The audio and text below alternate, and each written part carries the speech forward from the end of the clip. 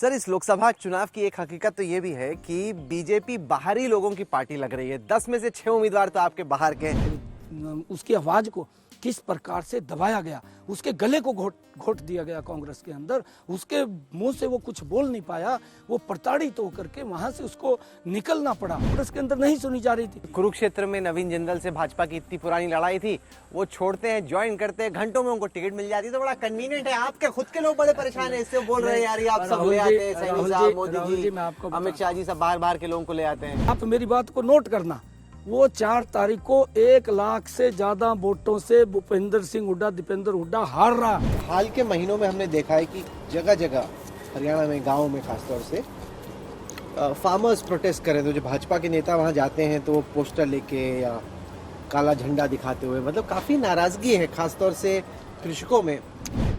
किसान है, प्रोटेस्ट कर रहा है। हम बोलते हैं कि ये प्रोटेस्ट हमारे यहाँ नहीं बनता, ये कांग्रेस के नेताओं के घर के आगे बनता है, वहाँ करना चाहिए। अगर ये हालत खराब की है तो ये कांग्रेस ने की है। सर, हरियाणा में बीजेपी के लिए एक बड़ी चिंता ये है कि पिछले 10 साल से जो यहाँ प्रभावशाली जाट कम्युनिटी है वो पावर के बाहर रही है।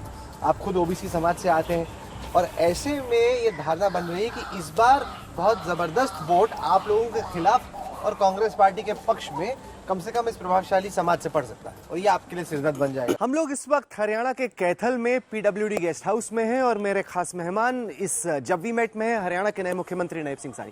स्वागत है सर आपका। नमस्ते राहुल। ये लोकसभा इलेक्शन एक तरीके से पहली अग्नि परीक्षा है, आपकी नई जिम्मेदारी अब आपको दी गई है और देने के साथ ही अब आपको बैटिंग बॉलिंग करके दिखानी है। देखिए राहुल जी, पिछले जो 10 वर्षों का कार्यकाल रहा है डबल इंजन सरकार का, आदरणीय नरेंद्र मोदी जी ने ईमानदारी से जो देश को आगे बढ़ाने का काम किया है, और जब हम देखते हैं 10 वर्षों के बाद देश के बारीक से बारीक हिस्से के ऊपर भी अगर हम नज़र डालें, इन 10 वर्षों के अंदर देश बदला हुआ नज़र आ रहा है। और लोग इस बात की चर्चा करते हैं, लोग चौपाल में बैठ कर के चर्चा करते हैं, लोग घर में बैठ कर के चर्चा करते हैं, और लोग वार्ड में जा कर के चर्चा करते हैं, चाय की दुकान पे चर्चा करते हैं। आम लोगों के अंदर ये है कि इन 10 वर्षों के अंदर भारत बदला है। इंफ्रास्ट्रक्चर के मामले में, सुविधाओं के मामले में लोगों को जो अपेक्षाएं थी लंबे समय से सरकारों से, वो पूरी नहीं हो पाई थी, परंतु 10 वर्षों में नरेंद्र मोदी जी ने उन सुविधाओं को उन तक पहुंचाने का काम किया है। ये बड़ा कारण उसके अंदर रहा है। सर, इस लोकसभा चुनाव की एक हकीकत तो ये भी है कि बीजेपी बाहरी लोगों की पार्टी लग रही है। 10 में से 6 उम्मीदवार तो आपके बाहर के हैं। मैं लिस्ट लेके आऊँ, एक तो नवीन जिंदल है, वो अंदर ही बैठे हुए थे, अशोक तंवर है, रंजीत चौटाला है, अरविंद कुमार शर्मा रोहतक के, राव इंद्रजीत सिंह गुड़गांव के, धर्मवीर सिंह महेंद्रगढ़ भिवानी के। 6 तो सर आप बाहर से लोग लेके आए हो। नहीं राहुल जी, देखिए ये कांग्रेस पार्टी का एक दुष्प्रचार है जो ये लोग बोलते हैं। धर्मवीर जी हमारे तीसरी बार सांसद लड़ रहे हैं, भारत कमल के फूल के ऊपर लड़ रहे हैं, कैसे उसको बाहर का कहें। और राव इंद्रजीत सिंह जी तीसरी बार चुनाव लड़ रहे हैं, हमारे कमल के सिंबल से लड़ रहे हैं, कैसे उनको हम बाहर का बोल देते हैं। अशोक तंवर जी बिल्कुल कांग्रेस से आए हैं। कांग्रेस के अंदर जो उनकी मंशा थी अशोक तंवर की, कि मेरे उसके मन के अंदर गरीबों के प्रति एक पीड़ा थी, परंतु उसकी आवाज़ को किस प्रकार से दबाया गया, उसके गले को घोट दिया गया कांग्रेस के अंदर। उसके मुंह से वो कुछ बोल नहीं पाया, वो प्रताड़ित होकर के वहां से उसको निकलना पड़ा। उसकी इतनी ज्यादा वहां पर बेइज्जती करने का काम किया। पार्टी भी हुआ है, तृणमूल भी हुआ है, कहीं कहीं घूमते हैं, फिर आप ले लेते हैं। देखिए उसने ये बात, इस बात को स्वीकार किया अशोक तंवर ने कि मैं गलत रास्ते पे चला गया था, परंतु अब मैं ठीक रास्ते के ऊपर आया हूँ। अब मैं नरेंद्र मोदी जी के साथ जो मेरे मन के अंदर बातें हैं कि मैं गरीब व्यक्ति को, दलित को, ऐसी समाज को आगे बढ़ाऊं, ये उसके मन की पीड़ा थी, परंतु कांग्रेस के अंदर नहीं सुनी जा रही थी। कुरुक्षेत्र में नवीन जिंदल से भाजपा की इतनी पुरानी लड़ाई थी, वो छोड़ते हैं, ज्वाइन करते हैं, घंटों में उनको टिकट मिल जाती है, तो बड़ा कन्वीनियंट है। आपके खुद के लोग बड़े परेशान है इससे, बोल रहे हैं यार ये आप सब ले आते हैं, सैनी साहब, मोदी जी, अमित शाह जी, सब बाहर के लोगों को ले आते हैं। नहीं राहुल, वो मनी मन बड़े परेशान है आपसे। राहुल जी देखिए, मैं एक बात आपको बताता हूँ। नवीन जिंदल जी, इनके पिताजी ओम प्रकाश जिंदल जी हरियाणा विकास पार्टी के अंदर वो नेता थे। हरियाणा विकास पार्टी और Bharatiya Janata party joint election लड़ी और हमारे ही ज्वाइंट सिंबल से ओम प्रकाश जिंदल जी सांसद रहे हैं, परंतु नवीन जी भी ये बात बोलते हैं कि मैं गलत पार्टी में चला गया था और मैं अब ठीक पार्टी में आया हूं। और यहाँ मौका पर परस्ती नहीं है ये? नहीं, मौका परस्ती देखिए, अगर किसी के पास कोई रास्ता नहीं होता कहीं कहीं तो जाता है, राजनीतिक आदमी है, कहीं ना कहीं तो जाता है। जब वहां पर उसको सम्मान नहीं मिलता, जब वहां पर उसको अपमान सहन करना पर पड़ता आपके है, वोटर भी तो परेशान हो रहे हैं क्या? बाहर ना ना, हमारा कोई वोटर परेशान नहीं है। हमारा पन्ना प्रमुख का कार्यकर्ता नीचे से लेकर के ऊपर तक का कार्यकर्ता मजबूती से आज नरेंद्र मोदी जी को तीसरी बार प्रधानमंत्री बनाने के लिए वो लगा हुआ है। मैं आज राहुल जी आपको बड़े विश्वास के साथ ये बात कह रहा हूँ, हरियाणा प्रदेश की जनता ने ये तय कर लिया है कि 10 की 10 लोकसभा की सीटें, करनाल की विधानसभा की सीट 11 कमल के फूल खिल करके नरेंद्र मोदी जी के पास जाएंगे। आज मेरी बात लिख लेना, मैं आज की ही ये बात आपके बीच में कह रहा हूँ, रोहतक की सीट भी 1 लाख के बड़े मार्जिन से भूपेंद्र सिंह हुड्डा हार रहे हैं। अच्छा। भूपेंद्र सिंह हुड्डा 4 तारीख को जब रिजल्ट आएगा आप देखना, आप मेरी बात को नोट करना, वो 4 तारीख को 1 लाख से ज्यादा वोटों से भूपेंद्र सिंह हुड्डा, दीपेंद्र हुड्डा हार रहा। ये आश्चर्य की बात है, क्योंकि मैं जा रहा हूँ लोगों के बीच में। सैनी साहब, आप यहाँ पर स्थानीय सांसद थे, मेंबर ऑफ पार्लियामेंट से निकलकर आपको चीफ मिनिस्टर बनाया गया। आप सोचते होंगे कि क्या वजह रही कि जितने भी पॉसिबल रिप्लेसमेंट्स थे उनमें से आपको क्यों चुना गया चीफ मिनिस्टर के पोस्ट के लिए? नहीं देखिए, क्योंकि भारतीय जनता पार्टी है और भारतीय जनता पार्टी में एक साधारण कार्यकर्ता के रूप में काम करते हुए जी, मैंने कभी ये नहीं सोचा कि मैंने यहाँ काम नहीं करना या यहाँ काम करना है, कभी भी नहीं। जहाँ भी पार्टी ने मेरे को कहा कि आपने यहाँ काम करना है, मैं वहीं पर ही काम किया है। और जो भी पार्टी की अपेक्षाएं थी उनके ऊपर आदमी को खरा उतरना चाहिए। मैं उसके ऊपर खरा, जो भी पार्टी की ड्यूटी लगी है वहाँ पर काम करते हुए पार्टी ने ये प्रमुख इस प्रकार का दायित्व दिया है। मैं ये सोचता हूँ, मेरी कल्पना से भी परे का था, मैंने सोचा नहीं था। सोच तो रहे होगे कि सीएम बन जाए तो अच्छा है। नहीं, मैंने कभी भी नहीं सोचा था। मैं तो अभी, मैं आपको बताना चाहता हूँ, मैं जब नारायणगढ़ से विधायक बना था तो विधायक सरकार में मंत्री भी था, और मंत्री बनते हुए मैं तो हरिद्वार की एक सीट थी उसके ऊपर प्रचार कर रहा था लोकसभा का। और फिर जब मेरे पास फोन बजने शुरू हुए दोपहर के समय, अच्छा, आपको पता नहीं था? मेरे को पता नहीं किसी था। ने बात नहीं की थी? नहीं की थी, बताया ही नहीं था कि बनने वाले? नहीं। अरे, मैं पिछले उसकी बात बता रहा हूँ। मेरे पास फोन बजने शुरू हुए कि आपका नाम टीवी के ऊपर आ गया है, भी आपने लोकसभा का चुनाव लड़ना है कुरुक्षेत्र से। मैंने कहा मुझे तो मालूम नहीं है। और मैं वहाँ से जब काफ़ी फ़ोन बजने शुरू हुए तो मैं तुरंत माँ गंगा के चरणों में गया और वहाँ नहा करके मैं वापस आया। अगले दिन मैं कुरुक्षेत्र आया और कुरुक्षेत्र के लोगों का बड़ा आशीर्वाद मिला है, बड़ा सहयोग मिला है, और पार्टी ने लगातार काम करते हुए प्रदेश का अध्यक्ष बना दिया। जब प्रदेश का अध्यक्ष बनाया तो पूरे प्रदेश के अंदर घूमने का मौका मिला। तो ऐसी चर्चा रही कि चूंकि आपकी खट्टर साहब से दोस्ती थी या जान पहचान अच्छी थी या रिश्ता अच्छा था, इसीलिए उन्होंने बोला कि मतलब बीजेपी को भी लगा कोई ऐसा हो ताकि कंटिन्यूटी भी लगे और खट्टर साहब बुरा भी ना मान जाए। नहीं देखिए, क्योंकि मनोहर जी की जो कार्यशैली है उनके साथ लंबे समय तक काम करने का मुझे मौका मिला है और उनसे सीखने को भी मिला है। ऐसा नहीं है, बहुत कुछ मैंने सीखा है। क्या सीखा आपने? बहुत कुछ सीखा है मनोहर जी से, कैसे संगठन में काम करना है, क्या क्या करना है, उसका बहुत अच्छा मुझे सीखने को उनसे मिला है। और यही क्योंकि जब भी कहीं पर भी आगे चलते हैं तो उसके अंदर मनोहर जी का बड़ा सानिध्य उसके अंदर मिलता है, आशीर्वाद मिलता है। अभी तो मतलब चुनाव आपके सर पे है, लेकिन मतलब टीम आपकी नहीं है, एकदम टाइम आपको बहुत कम मिला है। नहीं, भारतीय जनता पार्टी में टीम वर्क में ही काम होता है। हमारी टीम मजबूत है, सॉलिड है।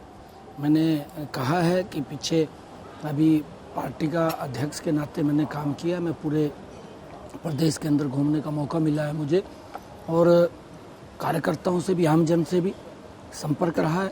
और पार्टी के अध्यक्ष होते होते ही पार्टी ने ये प्रदेश के मुखिया के तौर के ऊपर जिम्मेवारी दे दी है।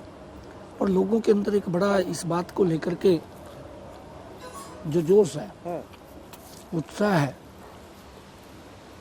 क्योंकि कभी भी मेरे पास कोई भी व्यक्ति आया, हाँ। मैंने खूब प्रयास करके उसका काम हो, उसके लिए डट करके प्रयास किया है। कई बार होता है कि टेक्निकल दिक्कत आ जाती है, नहीं भी होता, उसको बताते भी हैं कि इस कारण से काम नहीं हो रहा है, परंतु अपने से हमने प्रयास किया। सर, हाल के महीनों में हमने देखा है कि जगह जगह हरियाणा में, गाँव में खासतौर से फार्मर्स प्रोटेस्ट कर रहे थे। जो भाजपा के नेता वहाँ जाते हैं तो वो पोस्टर लेके या काला झंडा दिखाते हुए, मतलब काफ़ी नाराज़गी है खासतौर से कृषकों में। ये जो एमएसपी ना देने से लेके, तो पंजाब के किसानों के साथ सहानुभूति और आपकी सरकार से नाराज़गी। देखिए राहुल जी, मैं अन्न खा रहा हूँ, एक छोटे किसान का परिवार से हूँ, मैं छोटा किसान उस परिवार से हूँ।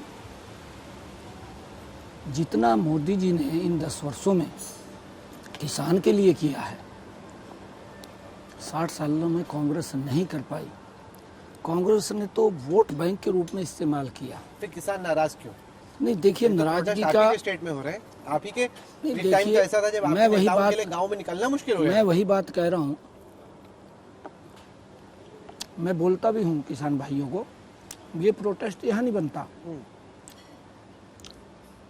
आंकलन करना चाहिए, और उसका आंकलन हरियाणा प्रदेश का किसान कर रहा है। एक बड़ा वर्ग इन 10 वर्षों के अंदर प्रधानमंत्री किसान सम्मान निधि दी, 6,000 रुपये जा रहा है। इन्हीं 10 वर्षों के अंदर प्रधानमंत्री फसल बीमा योजना के माध्यम से अगर हम कंपैरिजन करें, कांग्रेस के समय में पीछे कांग्रेस यूपीए का 10 वर्ष का शासन रहा, हरियाणा में कांग्रेस की शासन रही, 10 वर्ष तक रही कंटिन्यू। 10 वर्षों में कांग्रेस ने हरियाणा के अंदर किसान की फसल का खराबा हुआ तो उसको 1100 करोड़ रुपए दिया, 5 रुपए का चेक, 2 रुपए का चेक, किसान के साथ मजाक करते थे। परंतु हमारी सरकार 9.5 वर्ष हुए हैं, प्रधानमंत्री फसल बीमा योजना के माध्यम से 12,500 करोड़ रुपया किसानों तक उनकी फसल के खराबे का पहुंचाने का काम, इतना बड़ा मुआवजा ये पहली बार दिया है। एक बड़ा अंतर उसके अंदर है कि किसान हितैषी सरकार है। और राहुल जी, मैं आपको बताना चाहता हूं कि ये जो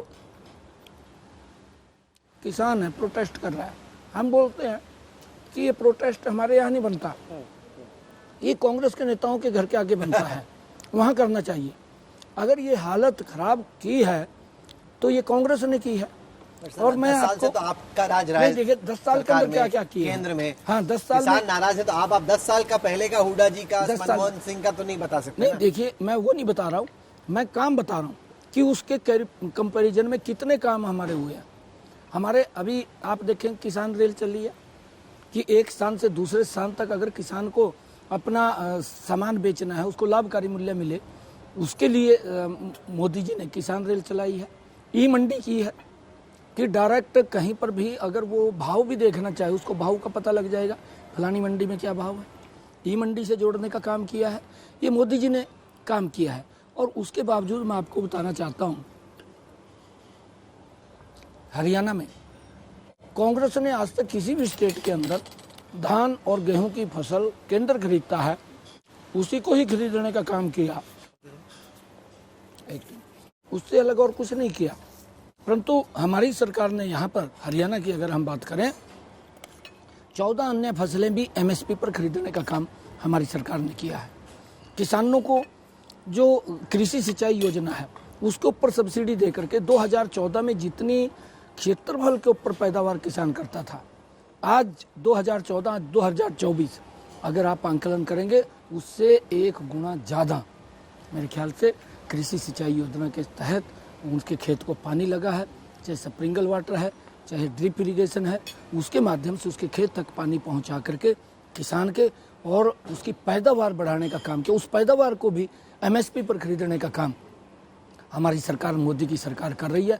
और मोदी की सरकार ने ये नहीं है, इन्होंने जिस प्रकार का दुष्प्रचार किया कि मोदी तो एमएसपी बंद कर रहा है, एमएसपी बंद कर रहा है, कब बंद किया है? एमएसपी जो किसानों ने मांगी वो तो नहीं दी ना आपने।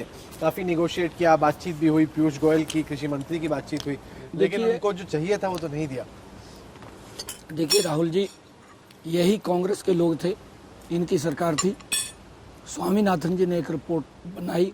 स्वामीनाथन जी ने कहा कि किसान को लाभकारी मूल्य मिलना चाहिए। स्वामीनाथन आज नहीं है इस दुनिया में। स्वामीनाथन जब इस दुनिया में थे, मोदी की सरकार थी, मोदी ने जो कदम किसान के हित में उठाए, स्वामीनाथन ने ट्वीट किया, ट्वीट करके कहा कि मैं मोदी सरकार का धन्यवाद करता हूं, अप्रिशिएट करता हूं कि उन्होंने इतने मजबूत कदम स्वामीनाथन फॉर्मूला तो आपने भी इम्प्लीमेंट नहीं किया। जो कॉस्ट प्लस 50% करके था उनका फॉर्मूला, वो तो आपकी सरकार ने भी इम्प्लीमेंट नहीं किया सर। देखिए राहुल जी, आपने मैंने आपको कहा है कि चाहे किसान की एमएसपी पर खरीदने की बात हो, चाहे किसान की ज़्यादा पैदावार की बात हो, चाहे प्रधानमंत्री फसल बीमा योजना से उस तक अगर खराबा होता है उसको लाभ पहुंचाने की बात हो, और चाहे प्रधानमंत्री कृषि सिंचाई योजना के माध्यम से उसके खेत तक पानी पहुंचाने की सब्सिडी दे करके बात हो, और चाहे किसानों को सोलर पंप लगा करके। अगर आप देखेंगे हरियाणा के अंदर पहली बार इतने सोलर पंप लगे हैं कि जिससे कि उसके बिजली का बचत भी हो, उसका बिजली का बिल भी बचा है। ये भी काम हमारी सरकार ने किया है। और उसके साथ साथ मैं आपको बताना चाहता हूँ कि 14 अन्य फसलों की मैंने बात की, 14 अन्य फसलें हरियाणा के अंदर एमएसपी पर खरीदी, कांग्रेस ने कहीं नहीं खरीदी। और उसके बावजूद भी किसान को ट्रैक्टर है, उसका रिपर है, बेलर है, रूटावेटर है, ये भी सब्सिडी के ऊपर पहली बार देने का काम हमारी सरकार ने किया है।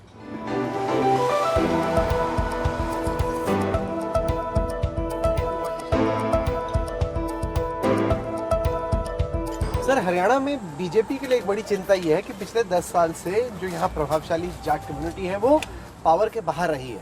आप खुद ओबीसी समाज से आते हैं, और ऐसे में ये धारणा बन रही है कि इस बार बहुत जबरदस्त वोट आप लोगों के खिलाफ और कांग्रेस पार्टी के पक्ष में कम से कम इस प्रभावशाली समाज से पड़ सकता है, और ये आपके लिए सिरदर्द बन जाएगा। नहीं, देखिए ऐसा नहीं है। भारतीय जनता पार्टी के साथ जाट समाज का एक बहुत बड़ा वर्ग वो लगा हुआ है, क्योंकि अलग अलग दलों के अंदर अलग अलग हर समाज के व्यक्ति रहते हैं। जाट समाज के भी कांग्रेस के साथ भी जुड़े हुए हैं, और इनेलो के साथ भी जुड़ा हुआ है, जजपा के साथ भी जुड़ा हुआ है, भारतीय जनता पार्टी के साथ भी जुड़ा हुआ है। परंतु कई लोगों के विचार ये हो सकते हैं कि ज़्यादा संख्या में जैसे हुड्डा की तरफ चला गया, आईएनएलडी की तरफ चला गया, या जजपा की तरफ चला गया, बीजेपी को भी वोट बैंक वो करता है। और नरेंद्र मोदी जी से वो भी जब देश इतनी गति से आगे बढ़ा है, इस बात का वो भी विचार करता है कि वही देश हित के अंदर हमें वोट देना चाहिए, और वो मोदी जी को वोट पोल करता है। ऐसा नहीं है कि वोट नहीं पोल करता। पहले और इस बार में फर्क यह था कि पहले कांग्रेस ही खुद कंफ्यूज थी कि अशोक तंवर, कुमारी शैलजा, हुडास किसको आगे करना है। इस बार उन्होंने कम से कम हुडास को पूरा मौका दिया कि भाई जितनी बैटिंग बॉलिंग कर सकते हो करके दिखा दो। तो ये कम से कम क्लैरिटी तो है विपक्ष में। नहीं, देखिए विपक्ष के अंदर ये क्लैरिटी आज भी नहीं है। हाँ। क्योंकि आज भी वो आपसी द्वेष का शिकार हैं, एक मंच के ऊपर नहीं बैठ सकते। वो हुड्डा को आगे करना कांग्रेस की मजबूरी है, कांग्रेस के पल्ले कुछ नहीं है। उसके बाद हुड्डा है, हुड्डा जितना पैर मार रहा है। और वो पिछली बार हुड्डा के ही नेतृत्व के अंदर सारा चुनाव, तब तो बड़ा कंफ्यूजन नहीं, कंफ्यूजन नहीं था, आज भी कंफ्यूजन है। अच्छा, आज भी कांग्रेस के लिए कंफ्यूजन है।